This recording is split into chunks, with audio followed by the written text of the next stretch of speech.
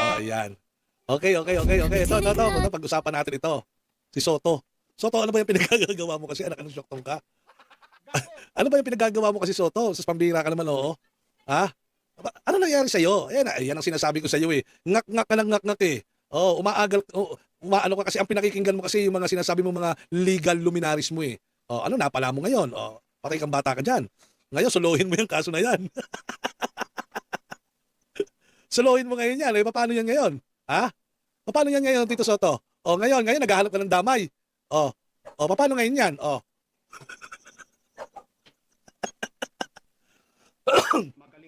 Punuan ng restaurant sa bahay na lang magse-celebrate at magluto. Nako, Diyos mayo. Oh, yan, sobrang maepal. Ano kaya kung sabay kulong si Tuta Boss tapos namatay si Bangag, magpalit yun talaga ako. Uy, grabe naman yan. Oo, sus. Bakit? Isa lang ang mangyari dyan. Pwede ka na magpalit yun. Ikaw naman, oh. Di ba? Oo, nako, Sus Mariosep. Tete, oy, Tete Ripalda, mga basher. Ito si Tete Ripalda, dito ka lang ha. Oo, para maliwanagan ka ha. Oh, Tete Ripalda. Oh, easy ka lang, easy ka lang. Comment ka lang diyan para maliwanagan ka rin. Kala ko ba, sabi mo Tete Ripalda, mga walang kwenta, mga DDS vlogger, eh bakit nandito ka? Gusto mo rin matuto, no? Oh, yan ang sinasabi ko sa iyo. Yan ang sinasabi ko sa iyo, Tete Ripalda. O dito ka lang, mali mo, maliwanagan ka pagdating ng panahon. Mm. 'Di ba? Manood ka lang dito sa akin.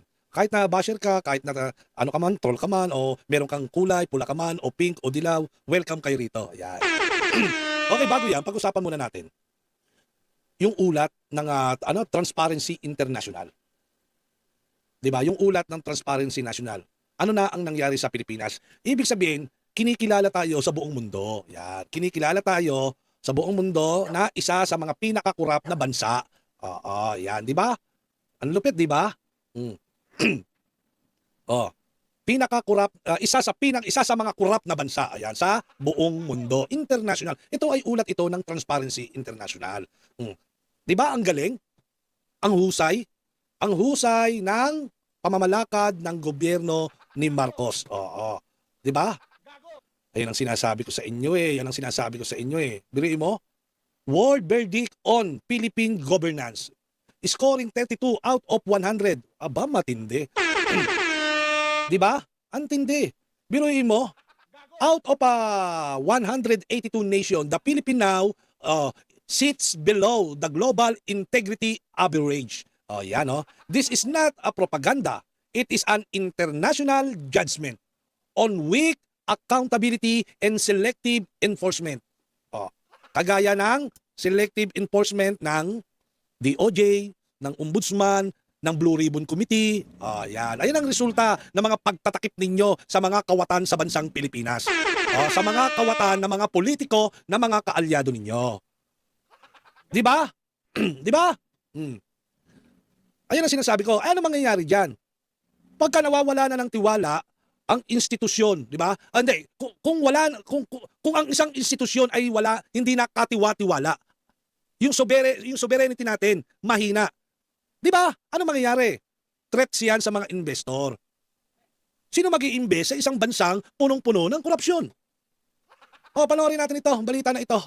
Bumaba ang rango ng Pilipinas sa mga pinaka-corrupt na bansa sa buong mundo batay sa Global Anti-Corruption Monitor ng Transparency International. Nasa rank number 120 ang Pilipinas mula sa 114 noong 2024 at batay sa Corruption Perception Index noong 2025. 182 ang mga bansang kasama sa listahan. 32 over 100 ang score ng Pilipinas na mas mababa sa global average na 42. Palakpakan, di ba? Marcos Administration, Claire Castro. Palakpakan. Di ba? Ang galing. Sinusukat ng Corruption Perception Index kung gaano kakurap ang isang bansa batay sa pananaw ng mga eksperto at negosyante. Kabilang sa mga sinusuri ay kung may bribery o panunuhol, paggamit ng public officials sa kanilang tanggapan para sa kanilang benepisyo at kakayahan ng gobyerno na makontrol ang korupsyon. Ang pag-score ay mula 0 o highly corrupt hanggang sa 100 o very clean. Ang Denmark ang nanguna sa mga bansa sa buong mundo na may pinakamalinis na gobyerno. Somalia at South Sudan ang nasa dulo ng listahan ng Corruption Perceptions Index. Gusto mo bang Sikat na ang Pilipinas. Di ba? Community ng mga, ayan ang sinasabi ko. Anong epekto niyan? Seryosong usapin ito, hindi ito hindi ito fake news, hindi ito propaganda. Kasi world verdict ito eh. Kapag world verdict na, pinag-uusapan, reputasyon na ng buong bansa dito ang nakataya. Ken Garage TV, shoutout, di ba? Yung tinutukoy dito na score na 32 out of 100 at rank 120 over 182, tumutukoy sa perception index, yung CPI ng Transparency, ano tawag ito? Transparency International. Ang ibig sabihin nito, yung zero ay highly corrupt. Yung 100 very clean, di ba? Ano ang Pilipinas? 32. Ate Kyoko Sodo, happy Valentine's Day sa iyo ha, at sa iyong kabiyak. Yan, oh. Sana ikaw ay mabiyak. Yan. Ano ngayon? Ibig sabihin, yung number 32, indikasyon ng malalim na problema sa accountability at saka sa rule of law. Ha? Baka sabihin na naman ninyo, propaganda yan ng mga oposisyon dito sa Pilipinas. Propaganda yan ng mga DDS. Para masira ang reputasyon ng Administrasyong Marcos. Baka nakakalimutan nyo ha, aggregated perception yan ng international business leader, mga risk analysis, at saka mga governance expert. Oh, Buster, puta bak alam mo yan. Ay, di ba? Ano ibig sabihin? Anong mensahe ng mababang score? Ibig sabihin, weak accountability. Kasi nga, meron tayong weak leader. Pinagtatakpan yung mga kaalyado ng mga magnanakaw. Kapag mababa yung score, ang interpretasyon niyan interpretasyon ng mga global observer diyan, mabagal o piling-pili yung pag-usad ng kaso laban sa mga high-level official. Sunod yan yung selective enforcement ng batas. Pinipili lang nila kung sino yung mga kakasuhan, anak ng putang ina. Di ba? Mahina yung institutional independence natin. Sa madaling salita, may batas nga pero hindi pare-pareho o hindi pantay-pantay yung pagpapatupad. Kagaya na nangyayari ngayon na investigasyon dyan sa flood control. Kagaya ng pagpili ninyo ng impeachment labang kay BP Inday Sara sa di umano'y paglustay ng 125 million pero tahimik kayo sa daan-daang bilyon o umabot na ng mahigit 1 trilyon na pagnanakaw dyan sa flood control project pa lang. Wala pa dyan yung sa DOJ, wala pa dyan yung sa LTO. DPWH alone, flood control project, sa loob ng 3 taon umabot ng 1.4 trilyon. Oh, ano nangyayari selective enforcement? Pag selective enforcement equals erosion of trust yan kapag nakikita na ng publiko na ano, may mga napapanagod pero hindi big fish, may pinakukulong hindi big fish. Ibig sabihin, mas mabilis ang political cases kaysa doon sa corruption cases. Ang nagiging epekto, nawawala na yung tiwala sa institusyon. Di ba? Ano nangyayari? Tumataas yung political risk ng premium, ay yung mga political risk premium ng mga investor. Nandiyan ba si Tete? Tete, makinig ka para matuto ka ha. Biruin mo. Yung sovereignty natin puro corruption.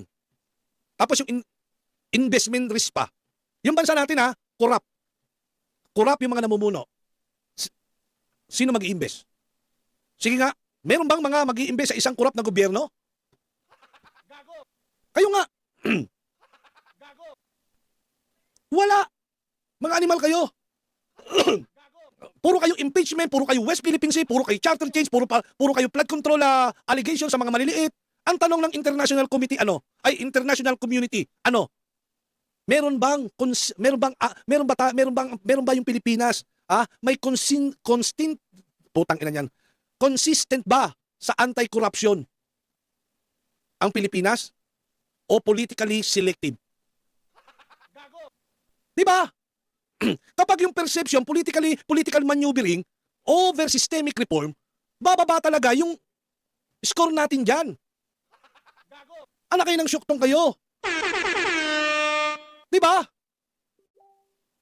Tapos sasabihin ninyo, bias yung international index. Ang tanong dito, ang pinaka-importante tanong dito, ano ang ginagawa? Ano ang ginagawa ng gobyerno para palakasin yung ombudsman? May mga conviction na ba sa mga high-level corruption? May mga na-prosecute na ba ng mga big fish? Maliban kaya dating senador Ramon Bong Revilla na alam naman natin na kaya binibira dyan sa Cavite dahil sa bahid ng politika. Transparent ba yung procurement sa mga infrastructure? Lalong-lalo na yung ginagawa nilang pag-audit. Kumbaga sa kung walang malinaw na institutional reform, sigurado putang ina, baka lampasan pa natin yan, 32 na yan. Di ba? Ang laki ng syuktong kayo. Sige, nakaw pa. Pagtakpan nyo pa. Total, dyan kayo magaling. Pagtakpan ng kaalyado. Oo, pag magnakaw yung mga kaalyado, kagaya ng pagtatakip ninyo ngayon kay Bongbong Marcos, sa aligas, putang na, panood ko nga yung ano ni, mamaya itapik natin gabi yan. Putang na stress si Auntie Claire sa mga tanong tungkol dun sa palitan umano ng text messages ni Adrian Bersamin at ni Bongbong Marcos. Putang na, ang mukha hindi maipinta. Grabe. Di ba? O nga, tapos magkakaroon ka pa ng isang Senate President na tanga. Ay, tanga. Bobo. Ano pala? Ano ba pwede tawag doon? Anak lang joke lang talaga. Ay! Senator Soto, Happy Valentine's. Happy Valentine's sa'yo, Senator Soto. Sana manatili kang in love. Yan. Di ba? May regalo sa'yo ang Magnificent Seven. Pakinggan natin. Whose impeachment? Alright, share body alive, baby. Andito ngayon yung original Magnificent Seven, whose impeachment complaint, yung third impeachment complaint ay hinarang ng Congress last time, pero same Magnificent Seven ang nagsasampa ng contempt case ngayon laban kay Senator Vicente Soto dahil hindi pwede na sunod-sunod ang kanilang pag-violate ng Constitution. Binviolate nila yung Constitution before sa hindi nila pagtanggap ng aming third impeachment complaint ngayon. I-violate pa rin nila yung Constitution dahil hindi daw nila susundin yung Supreme Court decision na sinasabi na wag nang ipagpatuloy yung impeachment laban kay Sara na nakapending ngayon sa Senate. Hindi pwede! Bilang Magnificent Seven member, kailangan namin lumaban dito sa kanilang sunod-sunod na pag-violate ng Constitution. At dahil dyan, kasama pa rin natin siya, as usual, Mr. Ferdy Topacio, Mr. Jing Paras, Cathy Binag, and Mr. Manuel Luna, where art thou, sir? At yun po, at itong case na to ay hindi ito basta-basta dahil may president ito. Dahil noong 1949, yung lolo ni Senator Tito Soto, ang pangalan din ay Vicente Soto, ay sinampahan din ng similar case, indirect contempt. At na-convict siya doon. Kaya mataas ang confidence namin na matatalo rin si Vicente Soto dito sa case na ito. Dahil doon sa case na yun, yung lolo niya before, ang sinasabi ay wag sundin or mali yung decision ng Supreme Court at sinasuggest niya na palitan yung members ng Supreme Court. Hindi ba pareho rin yung sinabi ni Senator Tito Soto this time? Sinasabi niya na mali yung decision ng Supreme Court at nasasuggest niya ng tsa-tsa at ini-insinuate na napalitan yung mga members ng Supreme Court dahil mali yung kanyang decision. Confident kami na same reasoning ay makoconvict itong Senator Vicente Soto, pangalawang Soto na makoconvict this time ng indirect contempt consistent sa jurisprudence ng kanyang lolo. Dati indirect contempt pwede siyang maparusahan ng pagkakakulong at pagpapafine. Kahit sabihin niyang freedom of speech na yung kanyang pagsabi, sabihin na natin na given that May president to. Soto, putang ina, baka magaya ka sa lolo mo. Putaragis na yan. Oo, puta na, sa dugo nyo pala yan. Para pala kayong si Bongbong Marcos. O sila Bongbong Marcos, dugo ng magnanakaw. Tapos ikaw naman, dugo ng mga, ng epal. Oo, dugo ng galing-galingan. Putang ina kayo. Ano pinagkagawa ninyo? Alam nyo, kagaya ni Bongbong Marcos. Ito si Bongbong Marcos, putang ina to, walang kadala-dala. Binatikos, binansagan yung tatay niya na magnanakaw. Marcos, di ba? Magnanakaw. Di ba pagka eleksyon, putang na, yun ang sinisigaw. Bakit? Nasa dugo nila eh. Hindi pa sila natuto. Kung itutuwid nila yung pagkakamali ng mga ninuno nila, di sana magandang ang resulta, di ba? Kagaya ni Soto. Gusto ding sundan yung yapak ng kanyang lolo. Nangyari na nga sa lolo mo yan, hindi ka pa nadala. Sira ulo ka rin eh. Ano sabi? Binabastos mo yung pakinggan natin. He is encouraging people not to believe in the Supreme Court, being the final arbiter of the interpretation of the Constitution of the law. Sinamahan ko itong mga kaibigan ko for the filing sa President Soto to serve as a lesson for any official who, who discourage people to believe in the court of final resort, which is the Supreme Court. Can you imagine kung bawat abogado matatalo sa korte ay hindi niya susundin ang desisyon na magkakaroon po tayo ng chaos. So, the Supreme Court has already spoken and ang dami pong sinasabi na minamalayan ni Senate President Soto yung desisyon ng Congress. Kaya, pumunta tayo sa Korte Suprema for them to decide whether the statements against the Supreme Court are valid or not. Kaya po, andito ngayon itong kasama ko with me.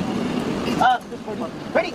Yeah. So, yun po mga kasama. Si Attorney Topacio is one of the main complainants here, including Attorney Luna and Cathy Binag, Attorney Bermil Garcia, Attorney Restigio. Kasi for the Yeah, I would like to introduce our co-complainant, isa sa mga matigang lawyer tayo.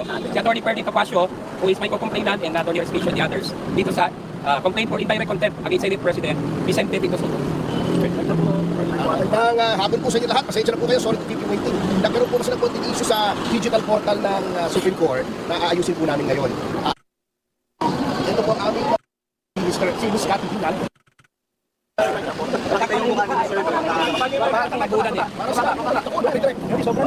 pong petisyon na ito ay pinagtulungan din namin mga petisyon na kasama ng aming abogado si Atty. Jose Arturo Topacio III sapagkat para po sa amin ay yung pong mga public statements ni Senate President Vicente Soto III, with all due respect to him, ay lumalampas na po sa legitimate commentary at ito po ay nakaskas na into the territory of statements that tend to repeat and destroy the credibility, undermine the faith of the people in the Supreme Court. Lalo-lalo na po yung mga statements niya, for example, sasabihin niya, mas magaling pa ang first year law student kaysa sa mga maestrado ng Korte Suprema, parang inamend ng konstitusyon, hindi lang Di ba? Sabi ni Soto, alam ng mga first year law student. Anak ng puta talaga to si Soto talaga. Ano pinagagawa nito sa buhay nito? Anak ng putang na. Paano mo nalaman, Soto? Hindi ka naman law student. Oh, wag niyo kalilimutan mag-like ha. Oh, sabi ni DDS Pinoy. Ano. Oh, DDS Pinoy ako. Thank you sa tamsak ha. Yan oh. Sa mga hindi pa nakapag-like, pa-like na lang. Biruin niyo 'yon. Yung mga ganyang testimony. Tapos sasabihin niya, bakit siya lang? Ha? Soto? Ah, ano sabi mo? Bakit ako lang? Sabi niya rito, I will wait for the Supreme Court copy before I answer, if ever. But what about those who are aligned with my opinion, such as retired Supreme Court Justice Adolf Ascuna, Father Ranillo Aquino, pati pare, UP College of Law Associate Dean Paulo Yamese, Attorney Wilfredo Garrido, Law Dean Mel Santa Maria, Manolo Quezon III, and others that pointed out the factual error of the decision and the possibility of a judicial legislation. Ako lang ba? Okay. Yan ha, pakinggan nyo ha. Oo, ikaw lang. Bakit? Nagtatanong ka pa kung bakit ikaw lang? Bakit ikaw lang? O sige, pag-usapan muna natin ito. Mamaya natin puntahan yan ha. Isa-isahin natin ito ha. Sa ilalim ng ano ba yung contempt of court? Yung contempt power, yung indirect contempt of contempt yan. Kasi yung contempt yung contempt power ng Supreme Court ng Korte Suprema, meron yang constitutional basis. Sa ilalim ng 1987 Constitution, Article 8, may inherent power ang Korte Suprema na protektahan ang integridad ng judiciary. Meron yan nakalagay doon sa 1987 Constitution. Parusahan ang direct at indirect contempt. Kaya nagpunta doon sila Atty. Topacio para maghain ng indirect contempt labang kay Tito Soto. Okay. Rule 71, indirect contempt of court. O dito napapasok. Yung indirect contempt ba? Yung indirect contempt maaaring mangyari kung mayroong paglalathala o paglalabas ng pahayag na nakakasira sa institusyon ng judiciary. Yan, papasok ka diyan, Soto, putang na, ang daming splice, ang daming mong mga pahayag laban diyan, ha? Ang dami. Doon pa lang sa naunang desisyon ng Supreme Court eh. Hindi ka pa senador noon eh. Oo, mag-e-eleksyon pa lang noon eh. Ang dami mo nang sinasabi. O di ba? Uhukayin mo yung yung impeachment na naka-archive. O di ba? Ngayon, mayroon ka pang pag-atake. Yung atake mo may layunin. May layunin na pahinain yung tiwala ng mga tao sa korte. Ginagawa mo yan. Ginagawa mong grade 1. Yung Korte Suprema. Higit sa lahat, ino-obstruct mo yung judicial proceeding. O yung desisyon. Di ba? Tapos sasabihin mo pa, tama ka dyan, Tej the Gamer. Unanimous mistake ng 15 na mahistrado ng Korte Suprema na mukha. Hindi mo ba pwede sabihin dyan yung freedom of expression mo na yung Article 3 dyan sa Bill of Rights? Hindi mo ba pwede. Yung lolo mo, nakulong dahil sa indirect contempt. Meron ng freedom of expression nun, meron ng freedom of speech nun. Nandoon na sa Constitution yan. Ilan ba yung Constitution? 1935, 1973, ano pa? 1987. Lahat ng konstitusyon ng Pilipinas, nandiyan yan. Yung freedom of expression na yan, yung freedom of speech na yan. Hindi yan nawawala. Di ba? Ala ka ng shock tong ka. Buwisit ka. Hindi mo ba nakakalimutan mo ba, Tito Soto, bilang isang senador, Senate President ka pa, baka nakakalimutan mo, meron tayo tinatawag na separation of power. executive, legislative, judiciary. Bawat isa dyan merong kapangyarihan. Hindi pwedeng manghimasok ang isa sa core power ng iba. Core, yan. Core power ng iba. Kung yung mga pahayag mo maituturing na pag-question sa legitimacy ng Supreme Court o pagdududa sa integridad ng mga mahistrado, tangina ka, patay ka dyan. Ay, John Bag, shoutout sa'yo. Yari ka dyan. Institutional encroachment yung ginagawa mo. Yawa. Yung ginagamit mong salita, judicial overreach, judicial legislation, alaki ng syokpong ka. Patay ka dyan. Hindi, sa totoo lang. Alam mo dyan na nakulo yung tatay lolo mo eh. 1949. Vicente Soto. Ano ba? Henry, no? Versus Supreme Court. Ano nangyari? Hinatulan ng indirect contempt noong 1949. Dahil dun sa nag-publish siya kung saan matindi niyang inatake at kinuwestiyon yung desisyon ng Korte Suprema. Hindi ka na, akala mo kasi, di ba? Ano sabi ng Supreme Court noon? Ini-intimidate mo yung korte. Ina-undermine ng lolo mo yung judicial authority. Ano pa? Pinapahina mo yung public confidence doon sa judiciary. Ano naging ruling? Guilty of indirect contempt. Kulong. Diba? Nayawa ka. Hindi lang natin alam kung mag-e-evolve ng jurisprudence pagkatapos ng 1987 Constitution. Kasi itong 1987 Constitution mas naging liberal na yung approach ng korte sa mga criticism eh. Mas ginagamit nila ngayon yung clear and present dangers test. Yung mga tendency to obstruct justice standard. Ibig sabihin, hindi lahat ng mga matitinding kritisismo ay indirect contempt. Ngayon, may pareho kayong sitwasyon ngayon ng lolo mo. Parehas na parehas may direktang pag-aakusa at saka pag-aatake ninyo sa Supreme Court. Ini-intimidate ninyo yung Supreme Court. Kaya lang, mas restrictive yung free speech doctrine noon. Ngayon, ito si Toto Soto, ang tanong ngayon, nayawa ka. Ganyan kapag milyones ang natatanggap, kahit mali-mali, itatama. Kaya nga eh. May president na, patay ka dito.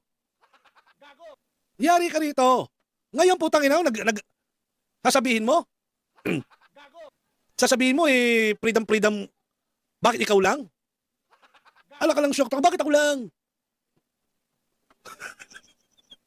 Ako lang ba? Nayawa na. Animal ka talaga. Ito yung sinasabi mo. Ito.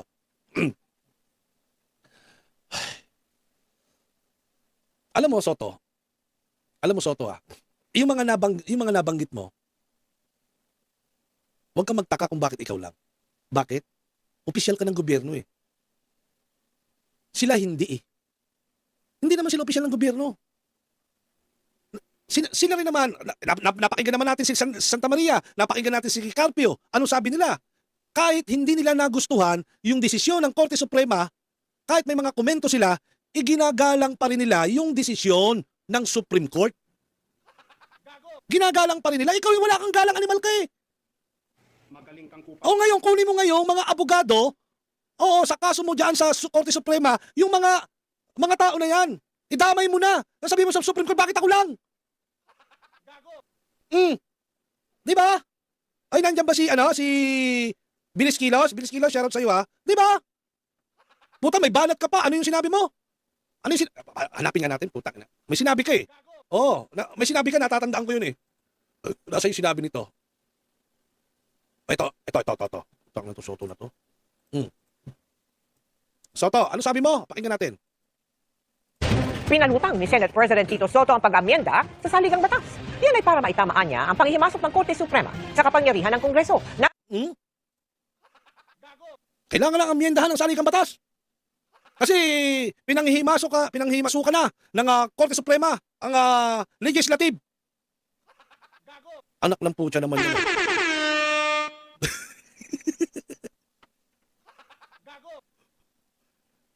Yung Supreme Court, kung ano-ano pinagagawa ninyo dyan, hindi naman yung pinakikialaman. Gumawa kayo ng batas, gumawa kayo ng impeachment, walang pakialam. Walang pakialam ang Korte Suprema dyan. Unless otherwise, merong magpipetisyon sa Supreme Court. Ano gagawin ng Supreme Court pag may nagpetisyon? Sige nga. Ano gagawin? Babaliwalain ng Supreme Court? Hindi pakikialaman? Kung merong questionable pagdating sa konstitusyon, kung meron, halimbawa, ay, Nanay Morning Dew, good morning. Good morning. Ay, happy Valentine's Day sa'yo, Nanay Morning Dew. Ayan. Biruin mo, halimbawa.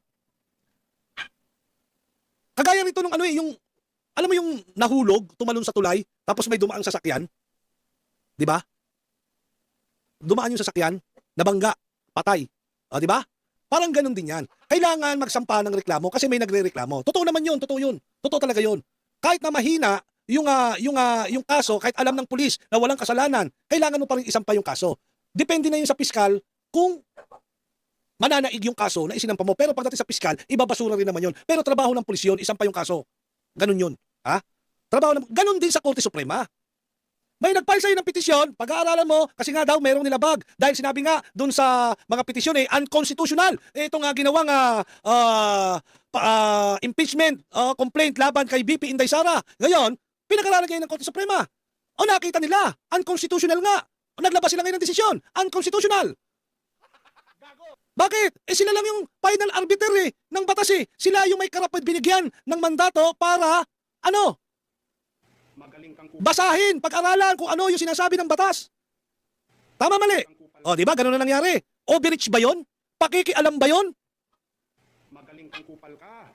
Kung walang nagpetisyon at nakialam sila, yun ang overreach. Magaling kang kupal ka. Basic, di ba? Ganon. O, ano nangyari? O, tingnan mo. O, Tito Soto ang pag-amyenda sa saligang batas. dahil hindi mo nagustuhan yung desisyon ng Korte Suprema, dahil sa tingin mo nang himasok, nagkaroon ng overreach, nang himasok sa trabaho ng legislative, putang ina, maghahain ka ngayon, magsusulong ka ngayon ng charter change? Ha? O, tuloy.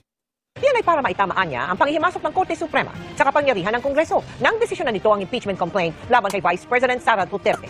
Nakatutok si Sandra Aguinaldo. Pinal na ang desisyon ng Korte Suprema pero para kay Senate President Tito Soto, hindi pa tapos ang usapin tungkol sa pagdedeklara ng Supreme Court na unconstitutional ang articles of impeachment laban kay Vice President Sara Duterte. Aniya, kakausapin niya ang liderato ng House of Representatives kung ano pa ang maaaring gawin sa aniyay pagkakamali sa desisyon ng Korte Suprema na nagpahirap umano sa proseso ng impeachment. Pinalutang din ni Soto ang usapin ng pag-amyenda ng saligang batas para raw maiwasto ang ginawaan niyang panghimasok ng kataas-taasang hukuman sa kapangyarihan ng Kongreso. Palitan na natin ang konstitusyon. Baguhin na natin. Pagka ganyan, pagkatapos, marahil yung Constituent Assembly makakagalaw dyan or maghihintay tayo decades. Bakit? Kailangan ma-retire na muna itong mga Supreme Court Justices na ito. Sa desisyon Biruin mo. Magaling kang kupal ka. Di ba? Ano ibig sabihin nun? Biruin mo unanimous, gusto niya. Bago para, dahil hindi niya pwedeng pakialaman dahil nga na may separation of power, gagawa na lang ng tsa. Kasi kung hindi niya rin gagawin, hihintayin pa nila mag-return itong mga maestrado na yan. Di ba? Magaling kang kupal ka. Ano ibig sabihin nun? Kurap yung Supreme Court? Nagkakadil yung Supreme Court? Sige nga. na inilabas kahapon, may mga nilinaw ang Supreme Court. Una, ang unang tatlong impeachment complaints laban kay Vice Yan, alam na natin yan. Pero tingnan mo yung bastos ng bunganga, di ba? Dahil hindi niya nakuha yung gusto niya amyendahan yung ating konstitusyon. Animal. Magaling kang kupal. Hindi ba pambabastos yan? Kasi iba yung legal criticism Iba yung institutional attack. Di ba? Hindi, kagaya to. Itong judicial legislation, ito ano natin legal term Ibig sabihin, sabi ni Soto, lumagpas ang korte sa interpretasyon at para bang gumawa yan, sinabi ni Soto, gumawa parang nag-amend na, inamendahan yung rules ng impeachment rules ng Kongreso.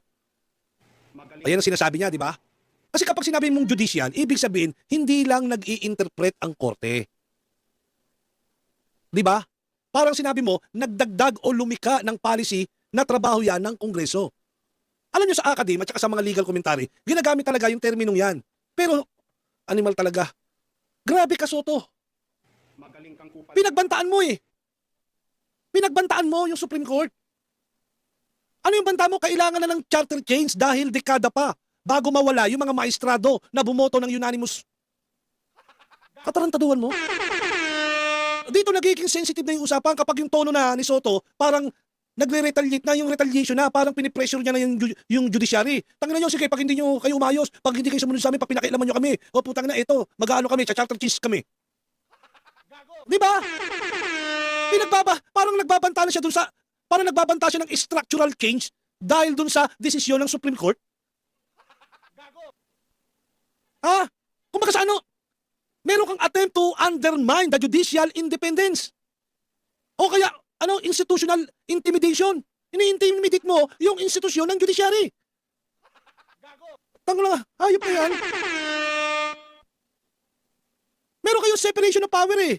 Yung Supreme Court, co-equal branch yan ng legislative. Yung legislative branch kung saan, kabilang ang Senate President, wala kang supervisory power sa Supreme Court. Kung yung messaging mo, Soto, na hindi kayo sang-ayon sa desisyon ng Supreme Court, sa desisyon ng Korte Suprema, kaya babaguhin ninyo yung sistema. Kaya babaguhin ninyo yung sistema ng gobyerno sa pamamagitan ng charter change para mapaalis nyo yung Supreme Court. Ay putang ina ninyo. Para maging sunod-sunuran sa inyo yung Supreme Court. Magaling kang kupal ka. Tapos babanggitin mo yung mga legal luminaries mo. Alam mo, yung mga legal luminaries mo, sila Carpio, sila Ascuna, sila Dean, walang coercive state power yung mga yan. Yung mga binabanggit mo, mga private citizen yan, mga pribadong abogado, mga pribadong akadim. Wala silang power sa gobyerno. Hindi sila head ng isang branch of government. Yung criticism nila within academic freedom yon. Samantalang ikaw, Soto, ay isang Senate President. Meron kang institutional influence. Meron kang political leverage. Mas mataas yung responsibilidad mo at mas mabigat yung epekto yung mga lumalabas na salita galing sa'yo patungkol sa Korte Suprema. Animal ka. Magaling kang kupal ka. Nayawa ka. Pero tingnan mo yung political reality. Unanimous yung ruling ng impeachment eh. Tapos, hindi mo nagustuhan, di mas magiging political yung dating pagka ang kasunod niya ni charter change na dahil nabigo ka sa impeachment ni BP Inday. Diba? Ang dating sa iba niyan parang hindi lang legal disagreement eh. Systemic retaliation na yan. Senator Soto, huwag kang tanga. Mataas kasi ang pangarap na maging BP kaya kahit ano na lang ilalabas sa bunganga. Kaya nga Ate Jim Aris eh. Lalo na ngayon puta kenkoy na itong si para ng pasyente sa PGH itong si Bongbong Marcos. Sira ulo to eh. Puta na biruin mo. Tinitreat mo sila. Diba? May kasamang treat eh. Tchatchay. Magtsatsa kayo dahil sa ruling na hindi ninyo gusto? Ha? Okay ka lang, Soto? Nayawa na. Buwisit kaya. Nakakainis ang Soto na yan. Hindi, meron pa nga tayong mamaya na lang si Marcoleta, no? Mamayang gabi, no? Isabay na natin kay Claire Castro. Maganda yung banat ni Marcoleta kahapon, eh. Sabi niya, may ibang agenda daw ang Supreme. Kaya nga, eh. Sinabi niya nga, kinakadil, eh. Di ba? Kinakadil daw ng Supreme Court itong si BP Inday. Kung tama bang pahayag yan ng isang Senate President? Tama bang pahayag yan ng isang co-equal branch of government? Pwede kung mga akadim lang yan. Pero, meron kang magigain eh. Diba? Meron kang magigain dyan pagka ginawa mo yan. Mamaya pag-usapan natin yan kay Marcoleta. Ang ganda. Magaling kang kupal ka. Kahit na i-compress siya sa dati, magaling na. Kaya nga eh. Anak ng putya talaga oh. Nayawa ito si Soto eh. Biruin mo ah. Ay nako. Biruin mo. Para bang pinalalabas dito ni Soto yung kasi nagkakaroon kasi ng nagiging kasi yung mga pahayag ni Soto institutional pressure eh. Sa totoo lang. Meron siya sinasabi para bang may insinuation na abusado yung korte, di ba? Tapos nagpapahiwatig siya na dapat silang palitan. Tapos may banta ng structural retaliation, halimbawa charter change nang dahil lamang sa ruling. Di ba? Putang na. Tapos sinasabi niya pa, putang na 15 unanimous mistake. Putang ina talaga. Masakit ang ulo ko sa iyo, Soto. Magaling kang kupal ka. 'Di ba? Ayun ang masakit. Yung unanimous decision ng mga mahistrado, tinawag niyang 15 unanimous mistake. Patay tayo dyan. Ha? Nayawa ka. Ang bigat niya, Soto. Kasi hindi ka naman ordinaryong citizen eh. Hindi ka naman eto pagka Senate President ang nagsabi niyan, mabigat yan. Pero kung ordinaryong citizen ka lang, isa ka lang host sa bulagaan, sa Itbulaga, o kaya legal commentator ka, pwede yan. Kaso hindi eh. Isa kang head of legislative branch. Meron kang impluensya sa constitutional amendment o chacha. May kapangyarihan ka magpasimula ng charter change. Kaya kapag sinabi ni Tito Soto na kailangan ng charter change dahil sa desisyon ng Supreme Court, Magaling kang kupal ka. ano ang dating nun? Hindi lang opinyon. Ang basa dyan ng mga nakakaintindi o na hindi alam ng mga tangalista at saka mga dilawan, ang basa dyan ng mga nakakaintindi, political pressure yan sa Supreme Court. Magaling kang kupal ka. Institutional signaling yan. O kaya indirect intimidation. Ini-intimidate nila yung Supreme Court. Pag hindi kayo tumino, charter change kami. Pag hindi kayo sumunod sa amin, charter change kami. Magaling kang kupal ka. Sa mga hindi pa nagla-like, palike yung ating live. Maraming salamat. Di ba? Nayawa ka.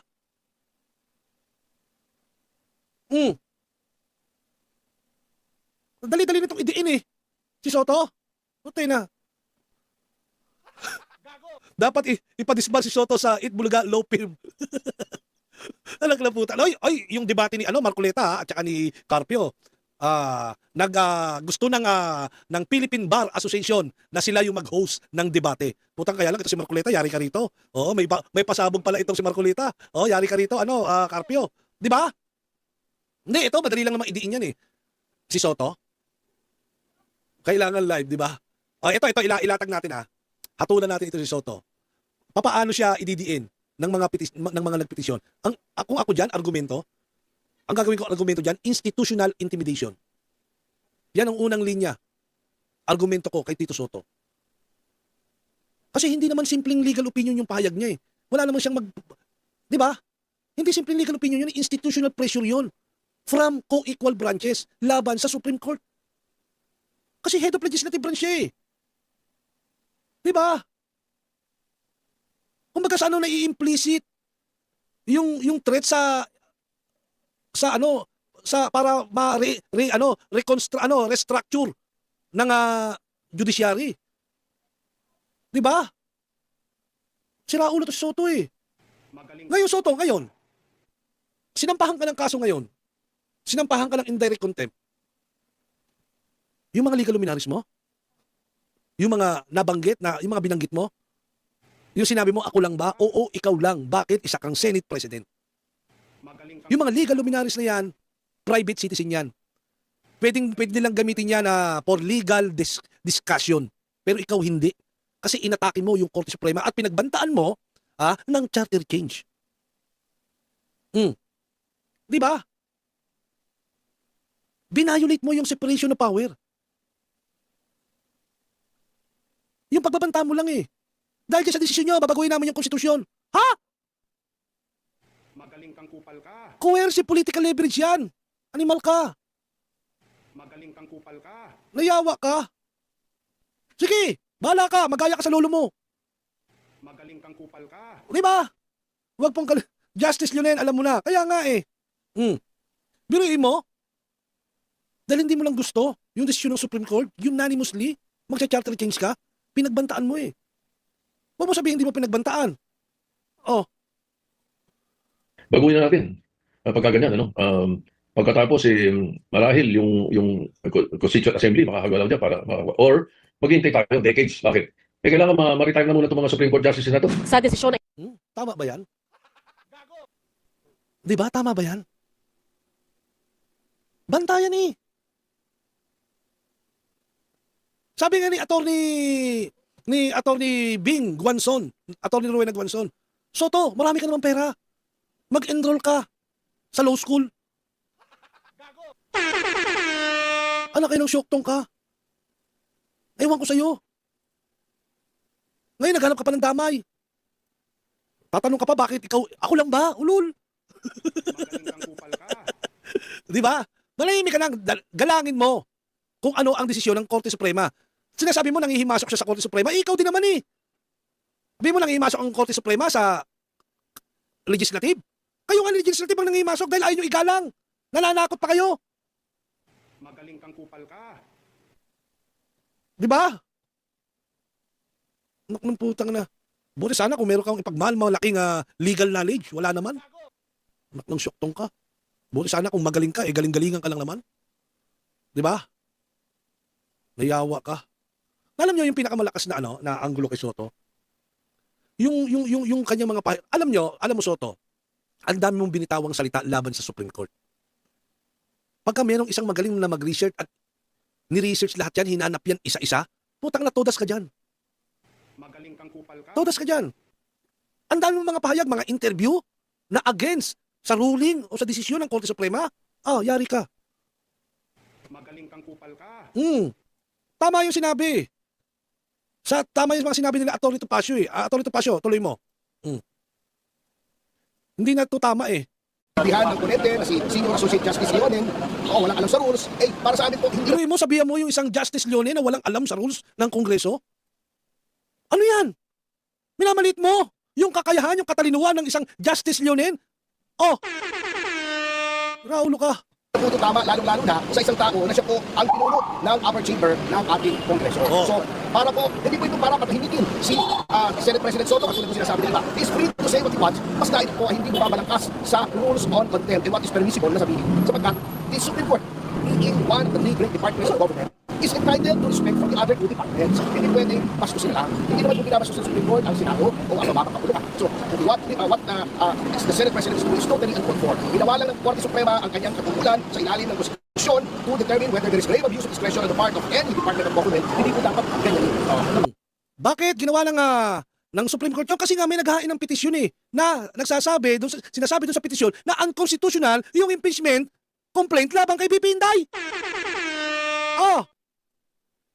Ngayon, binalang kasi ng Korte Suprema at ininterpret nila yung batas at yun ang resulta. Ayan ang desisyon, ayan ang nangyari at unanimously voted. Magaling kang kupal ka. Mario Joseph, ano yan ang pang-intindi nun, Soto?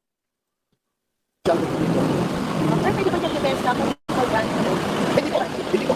Sapagkat kahit kung equal ka, kaya nga kung equal hindi ko pwedeng sabihin na mas magaling ka. Oo, na mas magaling ka kung equal.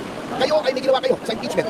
May tumulong sa Korte Suprema, sinabi ng Korte Suprema, excuse me, mali yung ginawa niyo in the exercise of its duties. Dapat po yung galangin. Kung natatandaan niyo po yung sa Amerika, yung Gore versus Bush sa Florida.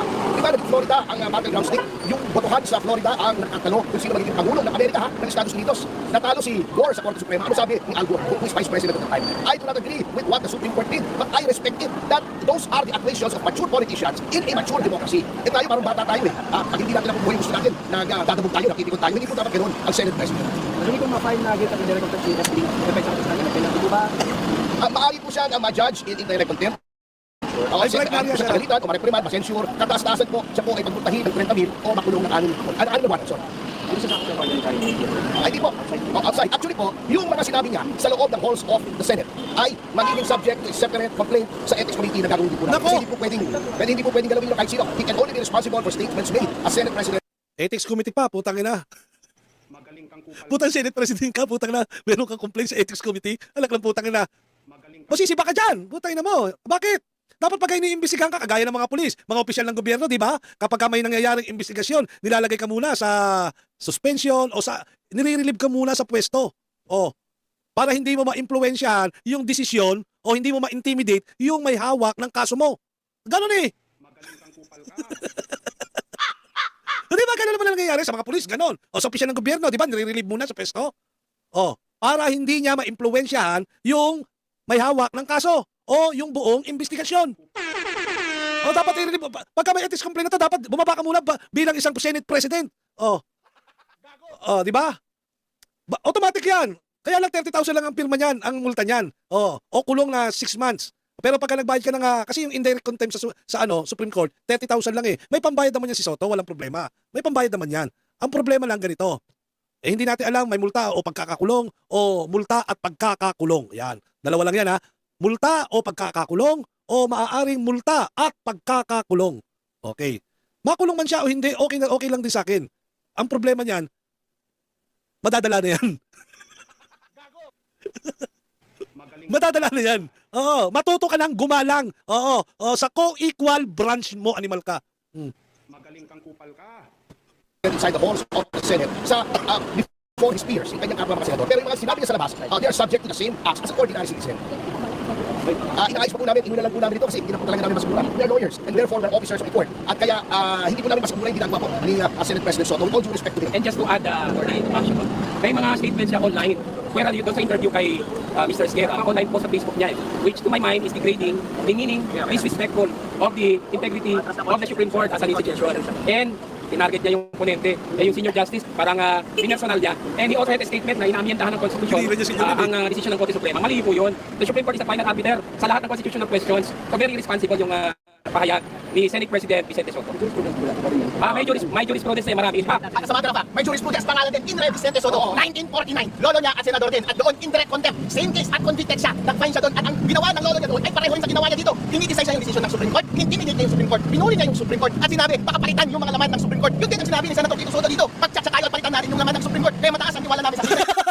Diba? Parehas kami na sinasabi. Anak ng putang ina talaga.